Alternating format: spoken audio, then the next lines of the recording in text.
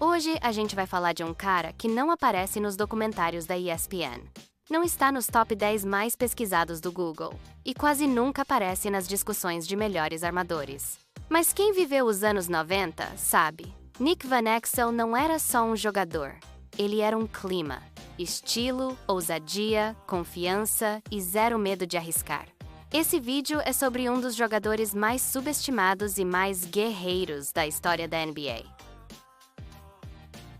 Nick Van Exel cresceu em uma área complicada de Kenosha, Wisconsin. Não era o tipo de lugar onde você sonha, vou ser jogador da NBA. Era mais o tipo de lugar onde você pensa em sobreviver ao próximo dia. Nick foi criado quase totalmente pela mãe, que trabalhava muito para sustentar a casa. Isso criou nele um senso de independência e rebeldia desde cedo, algo que mais tarde todos veriam em quadra. Ele não era o típico garoto prodígio do basquete. Não tinha altura impressionante, não tinha físico dominante, não tinha o corpo do atleta perfeito. Ele era magro, rápido, irritado e determinado. E essa combinação fez muitos técnicos descartarem ele rapidamente. O pessoal dizia, bom jogador, mas problema demais. Mas o que eles chamavam de problema era, na verdade, fome. Nick jogava com urgência. Ele sabia que, para ele, o basquete não era só diversão, era a única ponte para sair de onde estava. E quem cresceu sem muitos privilégios entende. Quando você só tem uma chance, você agarra com tudo. Nick não recebeu convites de grandes universidades. Então, foi parar em um Junior College. Uma rota que normalmente só pega quem não teve destaque suficiente ou quem tem perfil complicado. Mas foi exatamente ali que ele começou a mostrar o verdadeiro talento. No Junior College, Nick virou líder rapidamente. Ele tinha uma energia diferente. Gritava, orientava, batia no peito, incentivava e provocava. Tudo ao mesmo tempo. Era aquele jogador que coloca fogo no jogo, mesmo quando o time está morto. E isso chamou atenção. Cincinnati apareceu como a primeira grande chance. Lá, ele explodiu. Virou o líder emocional e técnico da equipe. Ficou famoso pelos arremessos longos, pelo controle de bola rápido e pela atitude de ninguém aqui vai me intimidar. Em jogos grandes, ele era sempre o mais frio da quadra. E foi essa postura que colocou seu nome no radar da NBA. Chega ao draft de 1993 e todo mundo sabe que Nick tem talento. O problema? Seu estilo não combinava com o perfil disciplinado da NBA nos anos 90. Ele tinha cara de quem não aceitava ordem fácil. E a liga, naquela época, valorizava muito o jogador comportado. Por isso, mesmo sendo talento de primeira rodada, Nick caiu para a 37ª escolha. Do ponto de vista da NBA, ele era arriscado. Mas do ponto de vista de Nick, aquilo foi só combustível. Ele ficou com aquele famoso chip on the shoulder, uma vontade de provar para todo mundo que eles estavam errados. Quando os Lakers o escolheram, muita gente torceu o nariz. Mas esse cara, pequeno, rebelde, segunda rodada, eles não sabiam que tinham acabado de contratar uma futura lenda cult da liga. A chegada dele nos Lakers foi elétrica. Em pouco tempo, ele virou o favorito da torcida. Era diferente. Jogava rápido, metia a bola de longe, fazia bandeja acrobática e principalmente jogava com aquela cara de não tô nem aí. Nick tinha um estilo de jogo que parecia mistura de basquete de rua, improviso e confiança pura. Seus passes eram agressivos, seu ritmo era acelerado e ele parecia sempre um passo à frente da marcação. Enquanto outros armadores eram mais formais, Nick era puro caos organizado. E aí veio a parte mais marcante, a personalidade. Ele gritava, provocava jogadores veteranos, discutia com árbitros e puxava o time emocionalmente. Mesmo sendo jovem, não tinha medo de peitar ninguém.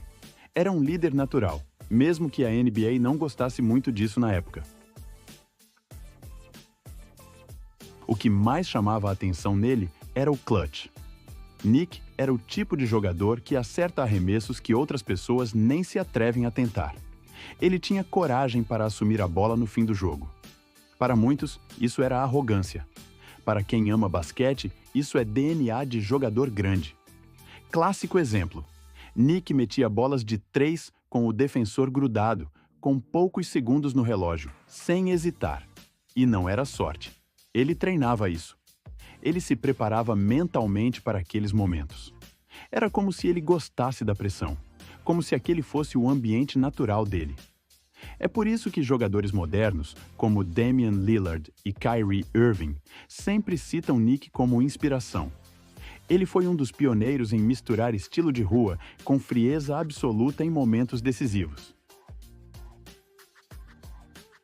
Claro que tanta personalidade gerou problemas. Ele se envolveu em discussões com treinadores, brigas com adversários e até momentos que renderam suspensões.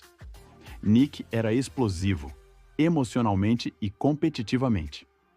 Um dos casos mais famosos foi quando ele empurrou um árbitro para o lado durante uma discussão calorosa. Foi um momento que marcou negativamente sua imagem, mas que também mostrou o quanto ele era impulsivo. Apesar disso, seus companheiros o adoravam.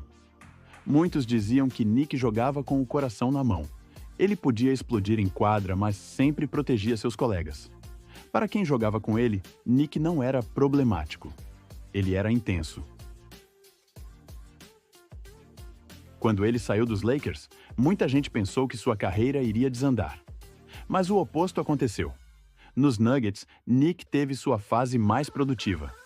Ele virou o principal jogador do time, liderando assistências, pontuação e minutos em quadra.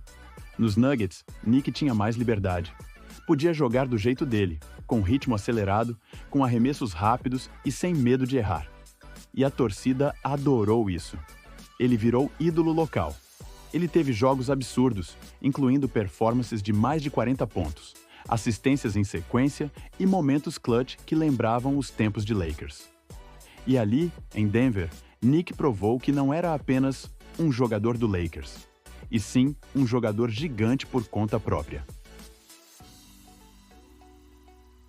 Nos Mavericks, ele não era mais o jovem explosivo, mas virou algo talvez ainda mais valioso, um veterano clutch.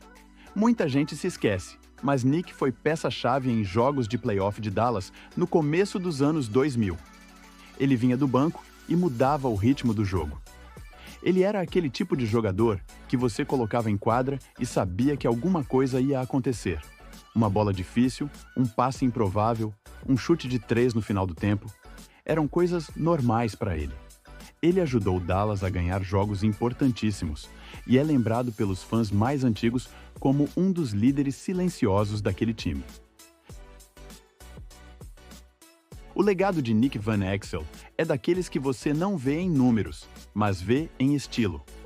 Ele inspirou armadores pequenos, magros, ousados e confiantes. Inspirou jogadores que cresceram ouvindo "Você não tem tamanho para a NBA".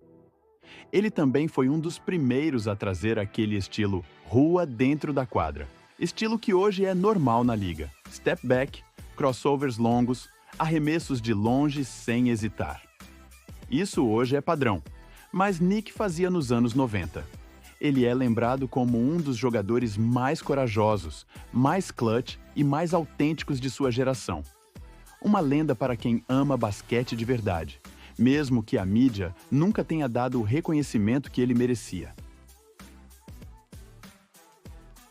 No fim das contas, Nick Van Exel é a prova de que nem sempre as melhores histórias estão nas capas das revistas. Às vezes, elas estão nos jogadores que criaram seu próprio caminho, enfrentaram dúvidas e mostraram personalidade quando todos esperavam que eles ficassem quietos. Nick nunca foi o mais famoso, mas foi um dos mais autênticos. E a autenticidade é o que transforma jogador em lenda.